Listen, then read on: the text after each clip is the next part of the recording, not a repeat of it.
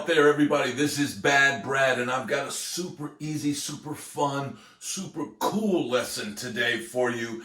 We're going to learn about octaves, okay?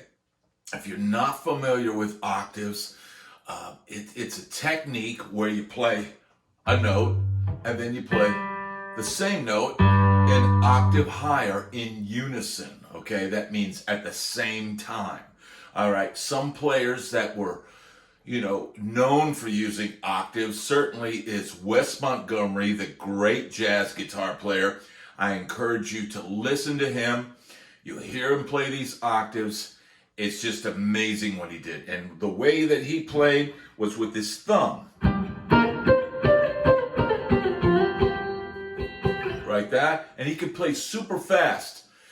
And, all he used was his thumb. Also, Jimi Hendrix played octaves quite a bit, right?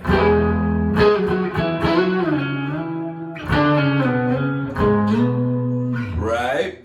Jimi Hendrix. And the list goes on and on. I mean, Eric Johnson is known to use octaves, in some of his compositions. It's an easy technique and one that will give you another tool in your toolkit. Remember, soloing is like a conversation. And you need a lot of words if you want to be a good conversationalist. This will give you more words and more phrases to pull from to make your soloing more interesting. Okay? Now, the jam that you heard at the top, I'm going to post this just like the last 2 weeks. I'm going to post this jam as a backing track so that you can practice your octaves. And you can also practice C minor Dorian. That's right. We're playing C minor Dorian. Okay? And that is actually a B flat major scale. All right? So you can play over this backing track, practice your octaves, use some of the techniques that are here today, and get your feet wet doing it, playing, expressing yourself. Find the music that is in your mind, your heart, and your soul, and let it flow. Now let's get into the lesson. All right. Now octaves, it's really very simple, okay? There's two shapes that are the most important and that all you really need to know to play this style of solo. All right. Now the first shape is with your first finger. We're going to play the C note. And this is at the 5th, 6th, 7th, 8th fret, right, with your first finger. Now with your third finger, you're going to play this C on the D string at the 10th fret. So your first finger at the 8th fret and your third finger at the 10th fret, and you get C, and then C, a lower octave higher.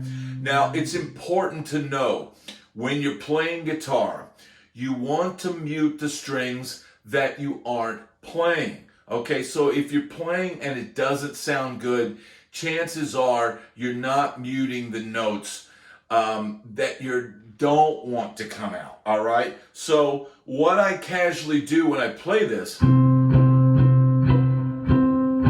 I can strum across all the strings and you only hear those two notes. Why? Because as I'm pressing down on this, I'm actually gently resting the finger across to mute the other strings. It's something that I do just out of pure habit for years of playing guitar. And, we take for granted, all that experience, but I got to make sure I get the message out so you know how to do it.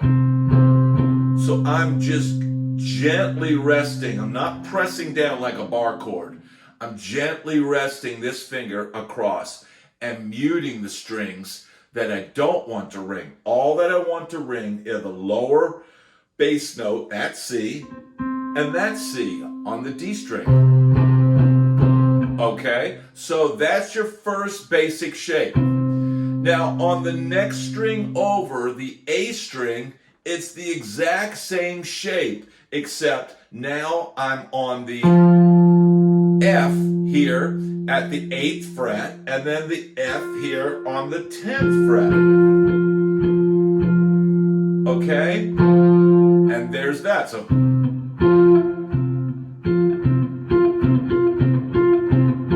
you can even practice just playing those two notes. C, F, C, F, C, F, and not hear any other strings ringing, because all you're intending to do is have the octaves come out.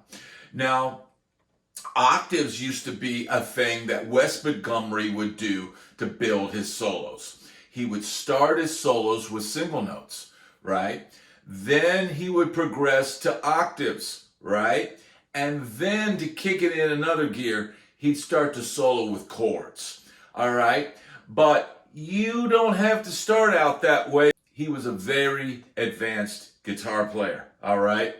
And so what you need to do is focus on these shapes. All right, so you got this, right? And you got this, right? Now the other shape that you're going to have on the next string over, first finger once again on the 8th fret, but then this finger, your pinky, is going to be on the 11th fret. So this is the different shape. And it's just B flat, B flat.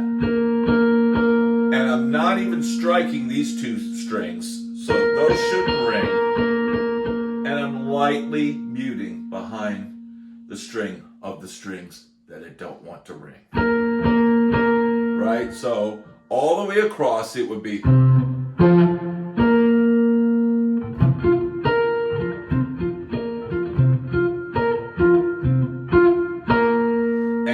Practice, just do these three notes, C, F, B flat, right? And notice you don't hear any notes but the octaves that I want to come out. So you're going to have to work on that.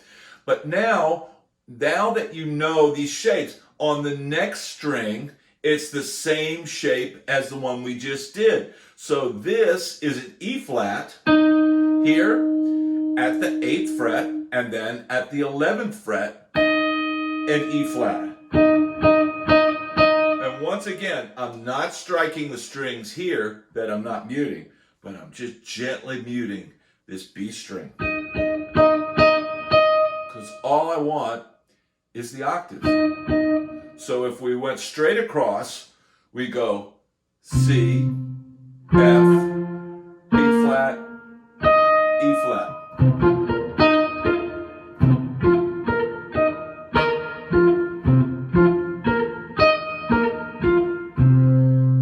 And you want it to sound as clean as that. And you know what? It's a beautiful sound with the thumb. So I totally get, that Wes Montgomery thing, because man, that is smooth sounding. Now you can also play it with your pick. And it's a lot louder and more aggressive. You can hear where that's a lot more of a jazzier sound with your thumb. Right? Okay, so now you know the two main shapes of the octaves. You can get it all done with those two shapes. And what you start to see is, going back, why I always stress to learn the 5 positions of the scales. Because it's all interrelated. And once you know those, then once these octaves, it's easy, right? So I know if I'm in C minor, I can play, that's a G minor, that's a G minor arpeggio, but I'm playing it over the,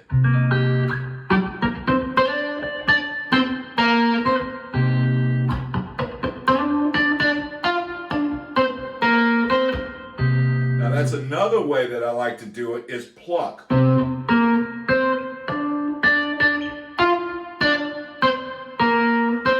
I'm taking my thumb, I've got my pick tucked in between my 2nd and 3rd finger, and I'm plucking with this finger, the third finger, and the thumb.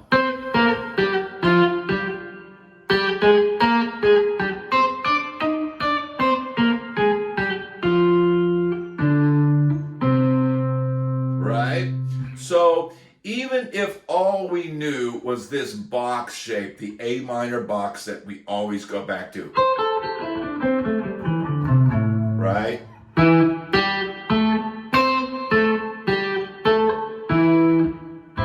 Those are all notes out of it.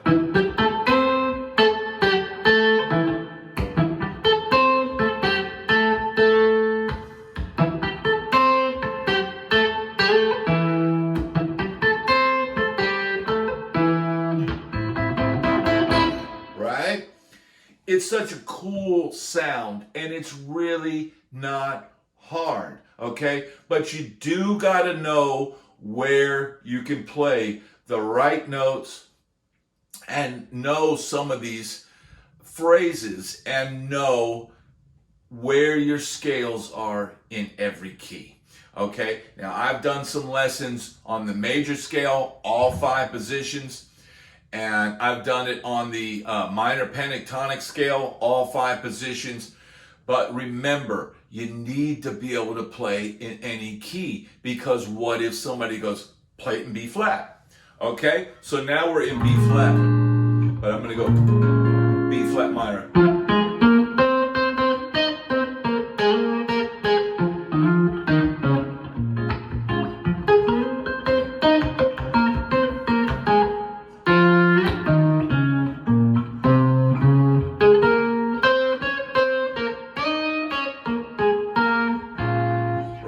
It's not a problem for me. And I'll tell you why it shouldn't be a problem for you.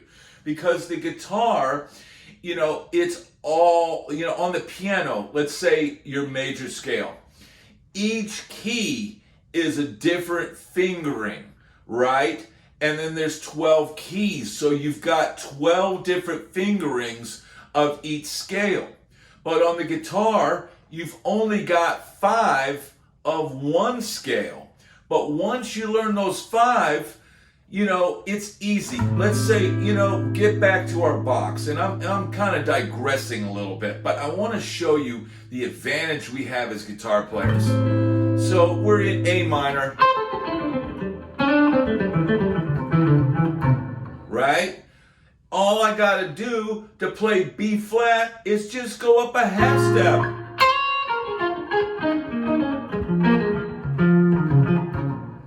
It's the same fingerings, right? And it's the same 5.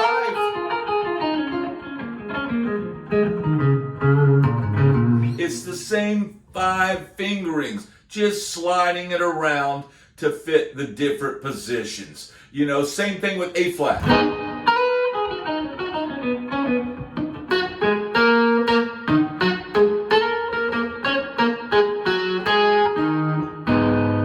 It's so easy, but please learn all 5 positions of your scales.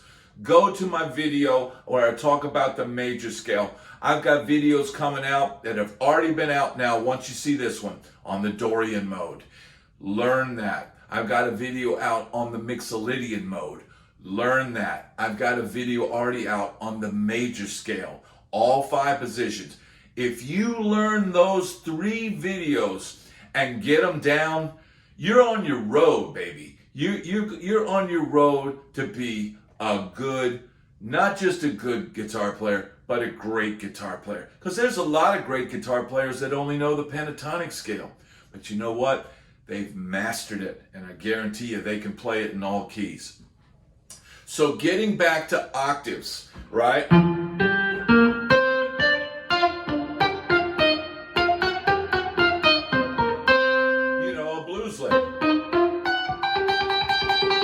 Now that's another technique where you pedal, and I'm pedaling between the thumb and the third finger. I'm going.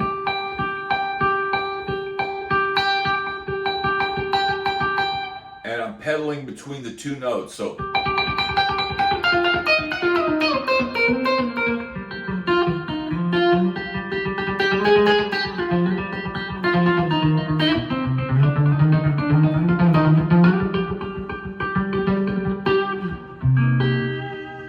so many cool things you can do with octaves. I've only just touched the surface, but I've given you the tools and the two shapes you need to take this and run with it, okay? So I'm gonna post the backing track of a little jam here where I demonstrated the octaves. That's going up an hour after this video airs, and I want you to get on that, and I want you to experiment with this. I want you to experiment with the C Dorian mode, and I want you to have a great time playing guitar, because that's what it's all about. Remember, music should come from the mind, the heart, and the soul. Thanks so much for watching, and I'll see you on the next video.